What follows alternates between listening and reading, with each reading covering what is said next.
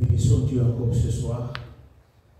Zambo a se payé tout est dans sa présence pour parler de sa part dans le bout en Zambé. Sans plus tarder, nous allons lire la parole. Téléma Bisiko Zali, Totanga Iloban Zambé. 1 Timothée chapitre 4, verset 1, nous descendons. Mais l'Esprit dit expressément que dans les derniers temps, quelques-uns abandonneront la foi pour s'attacher à des esprits séducteurs et à des doctrines de démons. Par l'hypocrisie de faux docteurs, portant la marque de la flétrissure dans leur propre conscience, prescrivant de ne pas se marier et de s'abstenir d'aliments que Dieu a créés pour qu'ils soient pris avec action de grâce par ceux qui sont fidèles et qui ont connu la vérité. Car tout ce que Dieu a créé est bon et rien ne doit être rejeté pourvu qu'on le prenne avec action de grâce. Parce que tout est sanctifié par la parole et par la prière. Je prends Deutéronome chapitre 14, verset 8, je descends. Vous ne mangerez pas le porc qui a les cornes fondues, mais qui ne rumine pas. Vous les regarderez comme impurs. Vous ne mangerez pas leur chair, et vous ne toucherez pas leur corps mort. Voici les animaux dont vous mangerez parmi tous ceux qui sont dans les eaux. Vous mangerez tous ceux qui ont des nageoires et les écailles, mais vous ne mangerez pas aucun de ceux qui n'ont pas d'écailles et qui n'ont pas de nageoires. Vous les regarderez comme impurs. 1 Corinthiens chapitre 7, verset 7 à 8. Je voudrais que tous les hommes fussent comme moi, mais chacun tient de Dieu un don particulier, l'un d'une manière, l'autre d'une autre. À ceux qui ne sont pas mariés et aux veuves, je dis qu'il leur est bon de rester comme moi. Mais s'il manque de continence, qu'ils se marient, car il vaut mieux se marier que de brûler. Que Dieu bénisse la parole. Amen. Merci.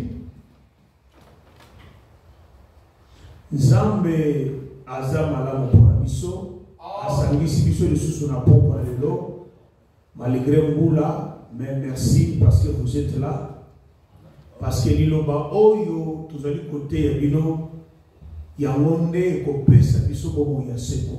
Amen. Bien-aimé, il n'y a pas la vie éternelle sans la parole de Dieu. Amen. Il n'y a pas la vie éternelle. Or Yesu alobaki ke ake kobongisela biso bisika akoya kozwa biso. Amen. De la même manière que nous croyons que Yesu apambolaka, Yesu apesaka bomoi, na ba promesse nyonso nkolo Yesu apesi na kati na lawa, il faut yeba ke promesse pe ya enlèvement, c'est une vérité, c'est une réalité. Kolo Yesu akoya, l'enlèvement et kosalema. Yango eloko kosalema ke kosala ke ngai na yo tozala enlevé et sali liloba na nzambe oyo tozoteya bino. Royaume des cieux, ce n'est pas n'importe quoi. Le royaume des cieux, c'est la plus grande des choses précieuses. Oyo zamba pesi biso.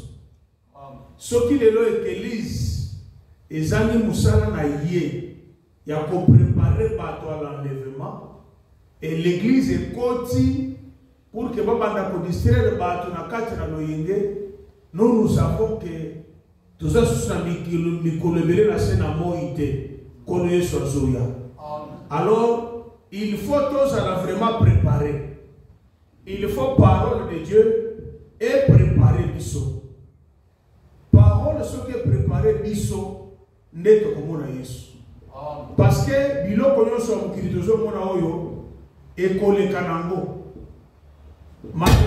Mabele ekoleka, mokili ekoleka, bandako ekoleka, mboko ekotikala, mituka ba avion mapambo biloko nyonso wana ekoleka. Mais oyo aza na Nzambe akotikala éternellement. Amen. Je voudrais, notre thème est que Dieu dit créons l'homme à notre image et selon notre ressemblance. Tout le monde qui porte son image ensemble, c'est en écoutant la parole et en la mettant en pratique, nous soit perfection. Et il faut aussi être créé à la ressemblance de Dieu. Soki okokalina nzambete, okana nzambete c'est par les œuvres na misala. Alors, liloba nzambe, il faut que misala ya ilope monisa. Batuli baloba ka nzambe to lingi to na différence entre baoyo ya yona baoyo ya yote. Différence c'est ça ko somba mitukate. La différence c'est que na ndenge ya crainte ya nzambe. Je vous assure, ma capote, il doit paraître parfois makasi, liboso na bato, mais ma camboyo est allé de bon ya seko. Parce que notre évangile, c'est que ça nous enseigne la crainte de Dieu. Alors, ceux qui te conflatent, ceux qui te compacolo ma fouta, le Seigneur nous jugera doublement de façon que tu aies mis cette vérité. Parce que la Bible dit ceci, l'Église est une colonne et l'appui de la vérité. Amen. Ça veut dire que ce qu'on soit vérité, ici comme on se soutient, on soit vérité kaka na kati de l'Église. L'Église doit parler aux gens de la vérité parce que c'est ça même les chemins. Jésus-Christ est le chemin, il est la vie, il est la vérité. Amen. Vérité wana ezalate kaka na munoko. Bien aimé, on n'ouvre pas une église pour son bon à kofuta kanda kouté. On n'ouvre pas une église pour son bon à collège à kofuta la bas classe T. On n'ouvre pas une église pour son moyen que on va voyager T. Ce qui est que les ezali pour la collaborer dans la ténèbres comme dans la lumière. C'est ça le travail de l'église. Collaborer dans la péché comme ça va tout comme à santo. C'est ça le travail de l'église. Ceux qui ont ça l'église, Bapé Sakayombo, Ofuta Kanda, Ole Sakamoise, Ole Sakabana, autant que ça va dans la classe. Gloire à Dieu. Vous avez pas pour ça l'ongolou, Mbongo, comme on a payé en gros. Mais, Yébake, Oyo Sokosa, ça ne va pas t'amener dans le royaume. Amen. La fois passée, nous avons parlé de l'hypocrisie oyo Pierre azalaki nango jusqu'à ce que cet homme de Paul dans Antioche a résisté en face. Bien aimé, un hypocrite, c'est quelqu'un qui a la face bibalée. Un hypocrite a juste été, azali droit. Je vous avais dit ceci. Mieux vaut vivre dans le monde avec qu'on s'oppose à yo ou y a une position à y. Mais que on vivre dans le monde ils ont flatté yo un flatteur ou il se montre comme si azana yo comme si alinaka yo mais quand il est kuna à la qui se face mususu. C'est ça la face de Judas Iscariote. Quand il a mangé le pain trempé, Mbalamoko a changé les Yesu face. Côté de Yesu, mon disciple, mais tant qu'il est pas principal sacrificateur, il est allé négocier le prix il y a côté de Yesu. Alors, Paul avait constaté l'hypocrisie où Pierre a salaki na yango. Quand Pierre était avec les païens, il mangeait avec les païens. à se mettre à l'écart avant de porter sa hypocrisie. Paul l'avait résisté en face. Pour la kisake, biloko oeza malamu. Pourquoi? Parce que eloko wana bandaki déjà kokota na kati na bandini ya tango wana, et il y avait aussi même un ministre du nom de Barnabas qui peut emporter par l'hypocrisie. Alors les bien-aimés dans le Seigneur, nous devons savoir ceci. Makambu ya Nzambe toza la droit. Na kati na biso, ne vivons pas dans l'hypocrisie. Soko lingi mutu, linga mutu sincèrement. Soko lingi mutu, la kisa mutu face pe position na yo. Ne faut pas être hypocrite. Même sur le plan, il y a ma confession. Parce que là-bas, avec Père, c'était la confession. Quand il était avec les païens, il montrait qu'il pouvait manger avec les païens. Bayouda Baye a dit qu'il peut manger avec Bayouda, il écarte les païens. Même dans le niveau de la confession, il faut avoir la position dans ma Zambé. Que Dieu vous bénisse. Nganga kisi dama sana kama kisi na ye ala kisa ka position na ye. Même na kati na l'idée ya ozanango, montre ta position. Cause la hypocrite te.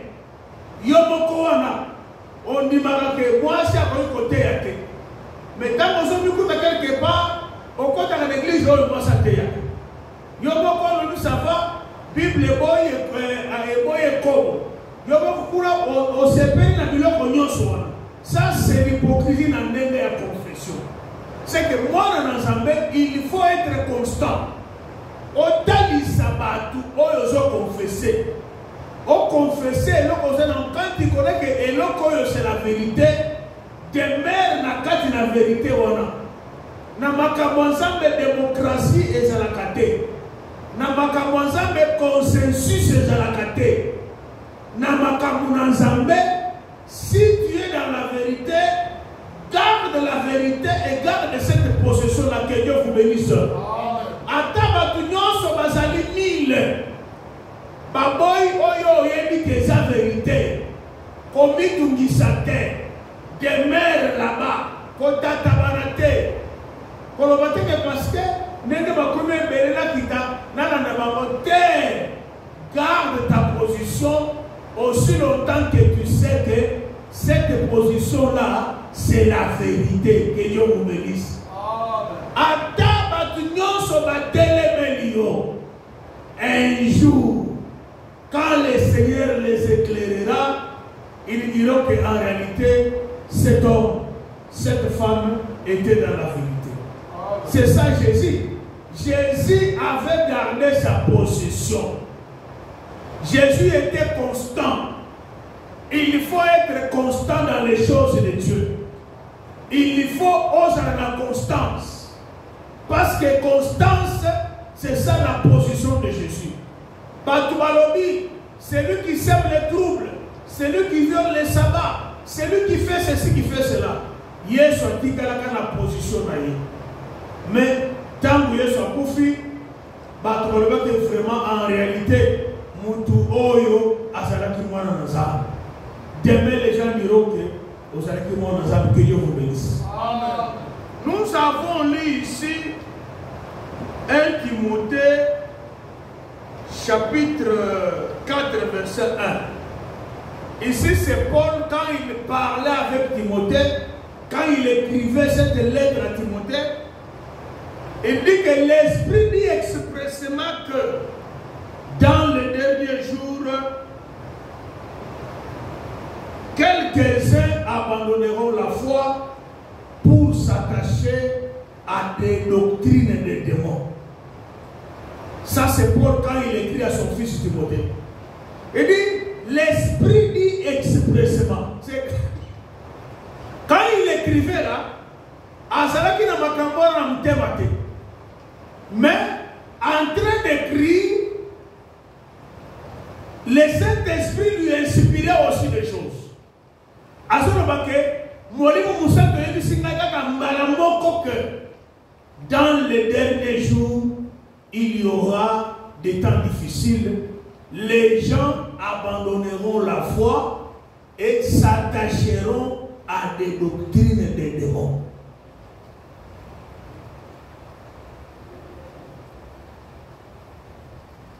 Il s'attachera à des esprits séducteurs et à des doctrines des démons.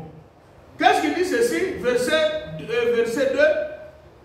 Par l'hypocrisie des faux docteurs, portant la marque de leur flétrissure, portant la marque de leur flétrissure dans leur conscience. Dans les derniers jours, les gens abandonneront la foi pour s'attacher à des esprits séducteurs, na milimo ya ba démon, na ba maté ya ba démon. Par leur flétrissure, ça veut dire que mutu amimoni na conscience na yeke ngai pe nazali élevé en dignité. Ngai pe naza mutu munene. Yama musuba lobaka boye. Paul alobaki que la femme ne prêche pas. Moi aussi j'ai dit femme prêche. Il est devenu grand. Pourquoi? Parce que parfois il a une église de 10 000 personnes. Parce qu'il est considéré dans une ville quelconque. Parce que parce qu'il a une grande foule. Il se croit que a commis Moutoumounen. Ndekoyo bien. Ce qui vivent les lobbies, nous sommes assis sur l'enseignement des apôtres. Base Nabiso et Zali Paul. Tu ne pourras jamais te comparer à Paul. Tu ne pourras jamais te comparer à Pierre.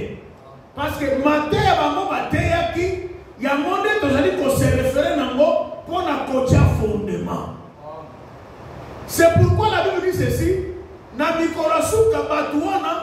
Déjà la conscience n'a bango. Il se croit déjà qu'il est déjà un grand homme. Paul a le qui moi aussi je dis ceci. Moïse a sala qui voyait, n'a pas le pouvoir salaboy. N'a pas le tel, n'a pas apôtre, n'a pas prophète des nations, n'a pas apôtre des nations, n'a pas prophète international. Ça c'est ce que Dieu appelle la flétrissure. C'est pour toi, déjà que à comme il a aussi un mot à dire qui n'a pas la Bible. C'est ce que Dieu appelle, c'est ça leur hypocrisie. Hypocrisie. Ça veut dire que l'hypocrisie, on va te donner ma côte ici, parce que d'abord que ma commune déjà ma grand. Qu'est-ce qu'il dit Paul dit à Timothée? Quelle est la doctrine des démons dans les derniers jours? Et ces doctrines-là, elles allaient dire les lots. Moi, dans l'ensemble, il faut que tu ouvres les yeux afin que tu saches que ça, c'est une église hypocrite. Et ça, c'est une église de Dieu. Bible le dit. Ils vont interdire aux gens de ne pas se marier. Que Dieu vous bénisse. Ils vont interdire aux gens de ne pas se marier et leur refuser de manger les aliments que Dieu a créés. Makambouana est très important. C'est l'hypocrisie. Il y a Bakambi, il y a Ecclesia. Il y a monde qui sikati na bana. Kosala nini? Kolobake l'église na bisoyo. Batu tel bakobala te. Ici chez nous, si tu veux être un ministre de Dieu, au kosala veille à célibat. Au kobala te. Au moins même batu, ça va.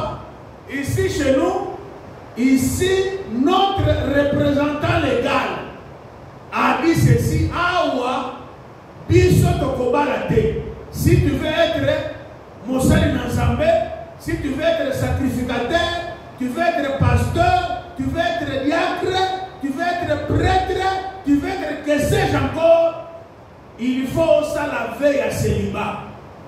Et que tu feras toute ta vie. Aussi longtemps que vous avez la carte de service sacerdotal, au cause à la célibataire. Moi, dans l'ensemble né de nouveau, quand il lit ce passage, au moins quelque part, que Oyo, basali l'ensemble Oyo, interdisa ils servent Dieu dans l'hypocrisie. Si je peux parler l'Ikabouya, si tu regardes depuis Genèse, Adam était seul dans le jardin. Et n'oubliez pas que le travail que Adam faisait dans le jardin, c'était un travail sacerdotal. Et Dieu l'avait dit, il n'est pas bon que l'homme soit seul. Adam a eu une femme. Le premier pasteur, c'était Adam. Adam avait une femme. Dieu pouvait lui dire que toi, Adam, tu restes célibataire parce que tu dois te marier, parce que tu fais mon travail. Partout où tu vois qu'on a interdit, il y a la différence ici. Un pasteur, un ministre, un sacrificateur peut être célibataire, et c'est que c'est une loi il y a l'église wana. Parfois, tant naïe, Yakoba les coquité. Mais ma belle, c'est que cette église-là, cette communauté-là, interdit aux serviteurs de se marier. Alors, quand toi tu te maries, d'office, tu ne peux pas faire l'œuvre sacerdotale. Ça, c'est une doctrine des démons. Quand je viens, je continue. Je vois les premiers sacrificateurs souverains. C'était Aaron. Aaron avait sa femme. Aaron avait ses enfants. C'est pour montrer que les gens qui ont fait les sacerdoces, Aaron et ses fils, pour que ces sacerdoces-là puissent évoluer, ils avaient leurs femmes et ils avaient leurs enfants. Toye na kati na nouvelle alliance. Jésus-Christ est allé guérir la belle-mère de Pierre. Pierre c'est le premier pape. Il y a Montilo, il y a l'église. Il avait une femme parce que nous avons vu Jésus aller pour guérir la belle-mère de Pierre qui avait la fièvre. C'est qu'une belle-mère, on parle de la belle-mère lorsque tu t'es marié à sa fille. C'est pourquoi tu verras que lorsque Pierre est parti, Jésus est parti, il a fait quoi? Il a laissé Pierre avec sa femme. Alors, Paul Oyoba Tebele Bazouaka, le corps à modèle. Paul Azali modèle ya ba célibataire était. Paul Azali Lobani. Je voudrais que Batu Nyonso bazala lokolanga. Mais il faut voir que Mutu Nyonso azalaka na doyo zamba pesiye. Na sena mokiloyo, il y aura d'autres ministres. Oyo ba apôtre lokola Paul, ba pasteur, ba évangéliste, oyo ba kokufoka sanke babala. Cela ne va pas dire que Bible lobi que bato avant passer l'ensemble de ça la babala te. Ça c'est une doctrine des démons. Parce que Pierre, Paul lui-même a parlé ça nakati na 1 Timothée chapitre 4 verset 3 lobi ke tangu batu bakoya na mikolo suka, ils vont s'attacher à des esprits séducteurs et à des doctrines de démons, refusant aux gens de ne pas se marier. Zamba pambola biso. Yango pona zolo baboye na lingaki ke batu nyonso bazala lokola nga. Mais boye bake mutu na mutu zamba pesa ye do na ye. Je voulais par là dire que do wana ya célibat Paul azalaki na. Parce que dit que nata na ngobo mo na ngobe Paul azalo bane 1 Corinthiens chapitre 7 verset 7 et 9. Je voudrais que tous les hommes fussent comme moi. Na lingaki ke batu nyonso bazala lokola ngai Paul. Amen. Mais chacun tient de Dieu un don particulier. L'un d'une manière et l'autre d'une manière, d'une autre manière. Ça veut dire que selon Yé, à ce moment que batu nyonso babalate, bazala lokola Yé. Alors bité, eza mauvais côté. Mais boye bake, ndenge toza boye, moto na mutu, azalaka na don particulier oyo nzamba asala ye. Nzamba pesa mutu na mutu likabu na ye. Et je vous assure que sur cette terre, likabu oyo Paul azalaki nango ya abala te. Donc wana particulier. Nzambe asukisa mo na Paul te. Nzambe apesa pe batu mususu ye moko yebi batu wana. Nzamba pambola biso. Et soki ezali likabu yake, Nzamba sali mutu likabu wana ke abala te na vi na ye, mutu wana kokweya kane kobo te. Nzamba pambola biso. Mutu wana kokweya kane kobo te parce qu'en aucun jour Paul akweya ne kobo. Parce que soki ezalaki ke musala ya kozala célibataire, soki ozali nganga Nzambe, c'est que Pierre non il fallait pas dans la célibataire. Jacques il fallait pas dans la célibataire. Jean il fallait pas dans la célibataire. Mais pour la zone obake, mutu nyonso Nzamba pese likabu na ndenge na ye. Que Dieu vous bénisse. Yango azora sira oke, soki ya bala kite ezalaki likabu oyo kolo pese. Alors yokolo bateke ngai na kobala te parce que Paul a balaté qui va tomber dans la doctrine des démons. Tokolo ba l'église na biso ke sava et pas na biso wa poto tshela mutu maboko po mutu akoma ministre il faut ça kaka marié non. Faut ça kaka célibataire non. Tout dépend de la grâce que Dieu a faite à chacun de nous. C'est pourquoi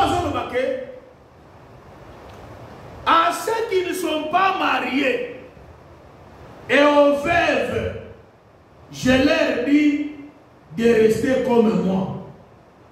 Mais s'ils manquent de continence, qu'ils se marient, car il vaut mieux se marier que de brûler. Que Dieu vous bénisse. Ah, l'apôtre Paul a dit baboy. Naba oyo babali nante. Soué pose ya motema na ngai zelike baza na lokola nga. Babala te. Et donc nous nazo bukawa. Je suis en train ya kobuka hypocrisie. Oyo basali oyo basomi mona ke bazali élevé en dignité. Bakoki ko décider sur batou. Balobi ke bino nekeleza na biswa na communauté na biswa posa la nganga Nzambe toute tendance confondue soko tanga la kombo na Yesu il faut ça la veille à célibat. Alors awo pona solo banke soki ngai na saboye ezali de don c'est que ngana moza na don wana yo osape na don wana te. Et j'ai insisté que soki oza na don wana tokoyoka teke ozalaka na bana na nkuku Que Dieu vous bénisse. Parce que Banganga bébé soi-disant, basala bado ya célibat. Mais au commun que azarana 3 enfants quelque part à Bombani. Ngabu tunazo lobo nazana grand frère na ngai. Azalaka Banganga nzambe. Na église na bango asala do ya célibat. Mais tant que tu veux que ça tozaki na matanga mama kurutu na biso kufu. Moi si na ya zaki na matanga. Moi si na ya zaki na matanga. Asana bana soki me bana soki message. Bana ye basawa. Alors ça c'est ce que l'apôtre Paul appelle l'hypocrisie. Hypocrisie. Alors pour ceux-là qui ne sont pas mariés, je préfère que vous allez le voir en Paul. Mais ceux qui bazangi continence, comme il va là, que Dieu vous bénisse. Ceux qui ont se contenir, au moins au kimi, au moins l'impudicité au kimi, comme Bible dit que fouiller l'impudicité. Aux affaires, mon ban à chaque fois, ce qu'on dit côté car le col Paul, ça veut dire que aux anama kangu na CCT. Nous avons pas pour la mission. Mon ban à Koufa. Et puis que moi si on a la bien depuis mon bal à Koufa tout le monde a mon balité. Mais hypocrisie na yo na cesse. Papa manager. Yambolo qui ça makashi makamakashi ambo. Que Dieu vous bénisse. Amen.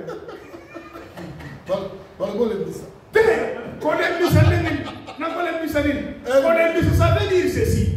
Kolembisa elingi kolobandeko. Aux affaires. Amen. Hein? Amen. Bible le dit, osala lokola Paul. Yes. Hein? Yes. Paul aussi que la baganga Paul na marché na balbala. Azo marché. Jamais. Paul yewana est-ce que abimana c'est l'église? Jamais. Osala ninwa. Amen. Ko soko lembisi eliko loba ke saba mama ata bobala kufa beta kama pembeni. Wana ndio lembisi. Amen. Or soko lembisi au sein déjà tu es parmi les impudiques. Amen.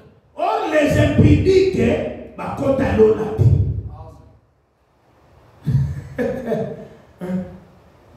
La Bible dit ceci. Ce qu'on les bis, c'est le col au Longoli. Ça me perd le Longoli peut comme on a qu'à un livre de vie. Ceux qui ont ajouté un col peut ajouter ma malédiction du col. C'est des paroles de Dieu. Et je dis qu'il y a un des amis. Ceux qui m'ont la koufi, on n'y a pas, mais toutefois dans le Seigneur. Amen. Mais ce que ça va dire dans sa moyenne, n'a pas les sous-soutés même, on se rend compte que là, au brûlé. Parce que pour la zone au paquet, même les célibataires posent à la loco là-bas. Célibataires à balater.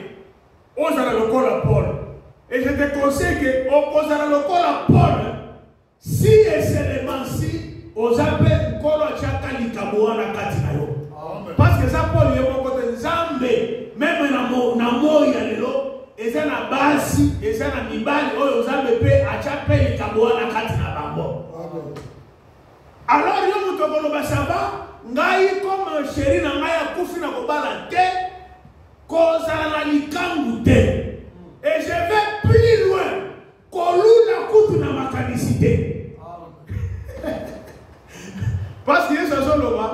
Par exemple, ce qu'on s'est les kobo, bakangio, bakobambo babanga. Mais moi je vous dis, oh déjà chaque kanisi, aluli moi si à mutu, aluli mobile à mutu, ça c'est lui à sa souki. C'est-à-dire que ce qu'on l'ignore dans le local à Paul.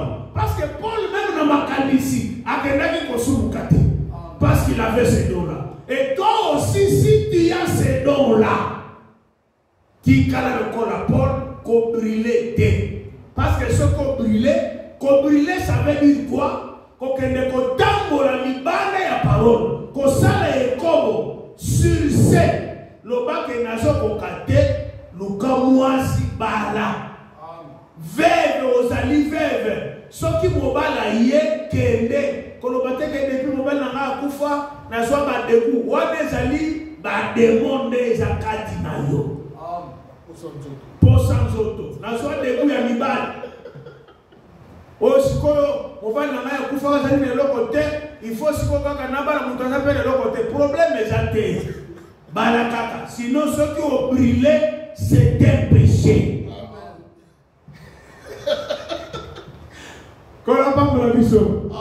Mais quand tu fais ces choses-là, tu vis dans l'hypocrisie. C'est pas ce comme mon église. Autour d'un Nzambe. Papa m'a dit, ma consacra yo. Au baranante. Ah, maman. Na baranante parce que ma kokia koba les athées gloire à Dieu. Na baranante parce que comme on musala Nzambe. Biso to sala feto la pandai ngai na la pichele kae alléluia amen na kosale la Yesu alléluia kino suka kosimba mwasi te soko salame soka osimbi mwasi yeba que tu as brûlé tu as péché Nzambe akokontele yo lisu et nakati na ve wana osala Kolo azalaki te. Ezalaki fait bosser qui na réunion na bino ba parti politique. Ce n'était pas un vœu ya makambo na Nzambe. C'est ce que Paul a dit que na mikolo suka bato ebele. Okutana na papa mais mokolo suka mo bandaka. Mokolo suka banda depuis la mort de Jésus à la croix de Golgotha. Nicolas Souke Bandabo, car Yesu a kufa, to côté la nouvelle alliance, to comme dans les derniers jours, qu'il est là. Alors, ceux qui battent dit et par la mission to bala kate, ce sont des hypocrites. Baba la kate pour nous parce que Bible est boy babala. Zamba pas pour la mission. Voilà, et l'eau pour elle, monsieur, que ce qu'on commande à l'église, les amabés. Ce n'est pas que parce que instrument ezali makambo te okoyebela ekeleze ya mabe par rapport à l'idée soki l'idée wana eza mabe kofanda wana te tokolembisa ngo te totiese te Paul ozolembisa timote nini hypocrisie ya liboso ozomona mona ntango bazoboya bato babala. Nous avons expliqué ça. 2. Bakoboyi sabatu bali ate biloko yo Nzambe akeli. Or la Bible dit ceci: mangez tout ce qui se vend au marché. C'est que eloko nyonso bateka ya kolia Nzambe asali nini apesi biso mukanu nini tolia yango. Soki mbala mususu ozalaka allergique na musuni ya ngombe boya yango na kolia ngombe te parce que nazalaka allergique. Na mona ndeko moko mobali soki alie mbinzo ayoki nzoto bandi kosuwa ye na kolia mbinzo te parce que kama unalia mbinzo nzoto esuwa kangai biloko makana na nzoto. Oh, ça va? Bible boli angulute, bapesi na verset. Tout en cas, quel verset? Deutéronome chapitre 14, verset 8. Vous ne mangerez pas les porcs qui a des cornes fondues, qui ne ruminent pas. Vous les regarderez comme pires. Zamba pesi liste, ya banyama na bandeke oyo bana Israël bakoliaka te. Nzamba lobi boye bokolia biloko wana te pourquoi bino botala yango lokola eza ya kobeba empire. Bible lobi ngulu banyameze bele balobi ngulu tango ke na mai bisa ba misi nyonso oyo ezana ba ekaite boliate yango mona ka ba église mususu baliaka ba ngulu te ba église mususu baliaka ba makaka te ba église mususu baliaka ba ngolo te balobi Bible lobaki ke bokolia ngulu wana azali ko rimine te. Riminer ça veut dire quoi? Et ne pas riminer ça veut dire quoi? Papa m'a dit au Canada le quoi pour riminer. Riminer ça veut dire que au moment où on taba allié matiti na moi et zongi l'estomac nabutu abimisi biloko wana abandi kolia ngolo susu yango koyoka na butu ntaba azo marché lisusu tu kasi te eza biloko aliaki afandi l'estomac abimisi yango arimine. Que Dieu vous bénisse. Bisika wana liteya ebomba. Je connais un animal qui riminait. Cet animal s'appelle Joseph. Quand Joseph a commis bateki na bandeko na ye, Joseph aliaki matiti moko, en autre terme aliaki liteya moko eba etata na ye yake Joseph mwana na ngai mwasi ya mutu okozwa te.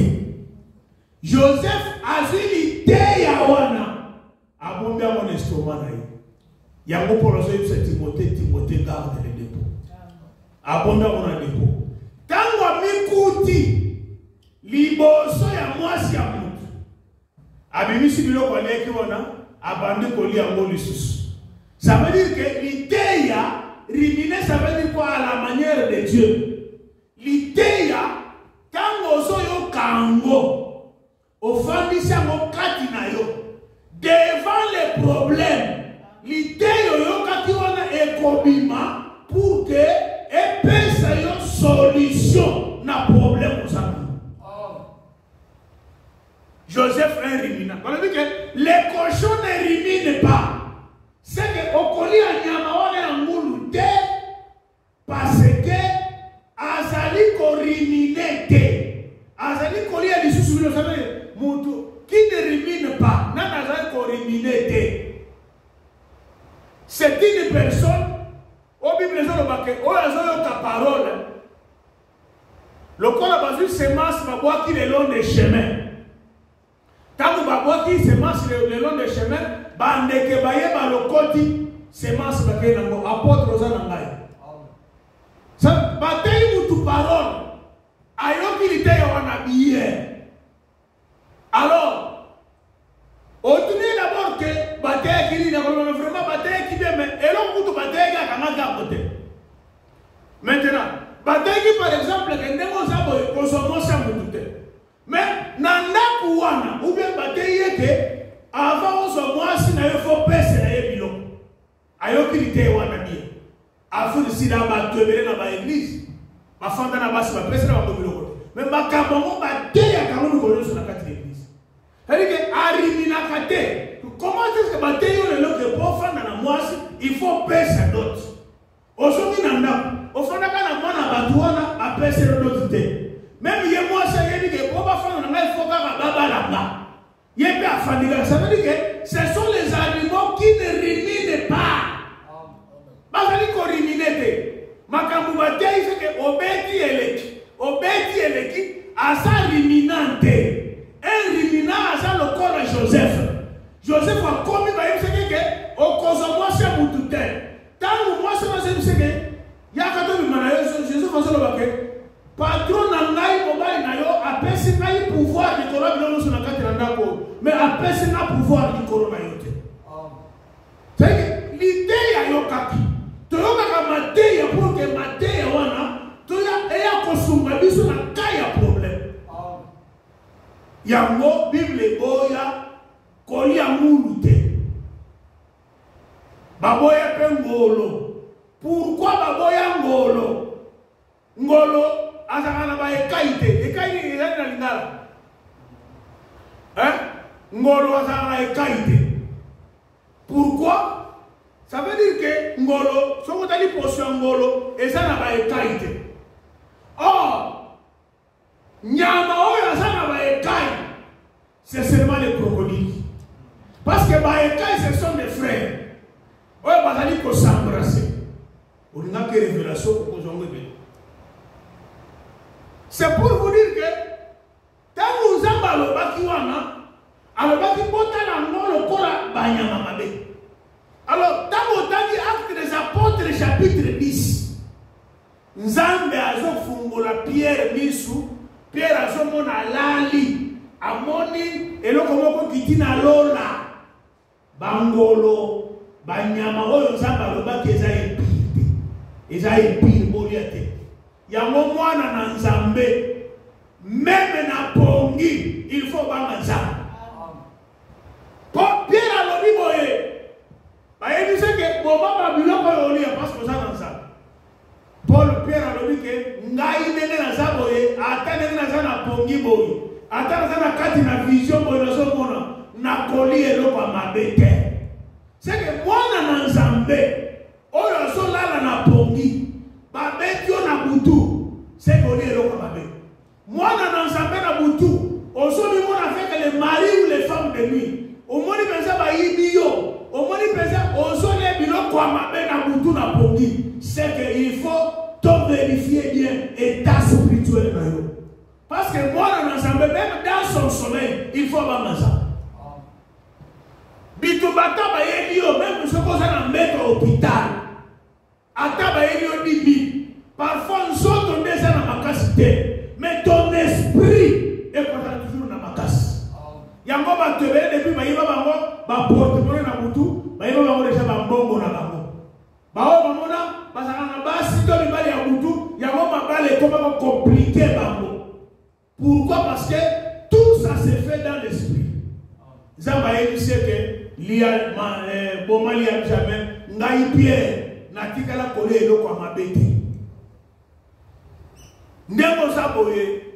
Pour tester le niveau de nos spirituels, c'est un modèle pour l'âme. Tant que vous avez pour autant que c'est comme pour les déjà que aux faibles batteries, c'est si dans spirituel. Lucas Zambé. Attends, vous allez à Kolala, mais ton esprit veille. Bakoyelo bitumba, okobundisa pe babo bakini. Mobala butu penza akoya. Ndemo boya ka mobali na moi kwa violé wana. Ate ya butuana s'occuper aye, okoboya pe akimiyo. Pourquoi? Parce que tu es fort spirituellement. Yo butomona kabiloko wana, ma femme de nuit, ma mari de nuit, bazali kolanda yo, bazali ko poursuivre yo, ozono tabiloko mabena butu, ba cauchemar, yeba ke esprit na yo spirituellement, tu es faible.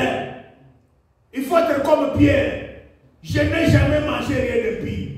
Habitez. Ce que moi j'ai déclaré pire. Yoko lo mwe pire. Zambala kiseba na mawana oya boya kina déterminant. Bangulu bangolo. Oh, tango asutuki na pongi, abi vision ni na monde. Nzokande Zamba tinda ki Corneille atinda batu baya kozwa Pierre. Asa nini bakende côté ya bango parole. C'est comme ça que Corneille Nzokande banyama na moni bangolo na moni ezande batu ba païen oui. Alors n'a pas de côté chez les païens. C'est comme ça que Pierre a kendaki chez les païens a kendaki côté ya bango évangile.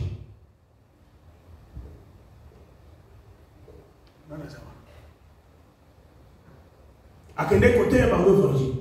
C'est-à-dire que les animaux impurs là,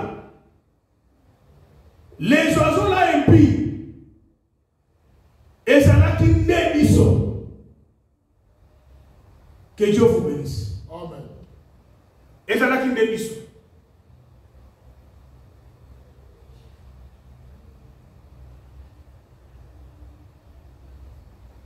Alors, ça va permettre que biso na bato ya mokili